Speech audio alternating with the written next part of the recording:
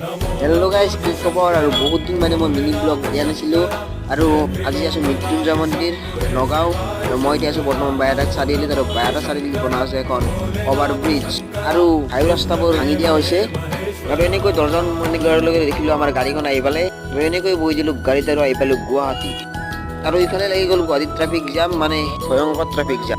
আৰু এনেকৈ ৰাস্তা বগাই আমি গৈ আছোঁ আৰু পামেই আৰু নগাঁও। আৰু এনেকৈ আহি পালোঁ মহামৃত্যুঞ্জয় মন্দিৰ নগাঁও। আৰু এনেকৈ আহি পিনে আমি লাইন ল'লোঁ দৰ্শন হ'বৰ কাৰণে। এইটো হ'ল মৃত্যুঞ্জয় মন্দিৰৰ চৌপাশ।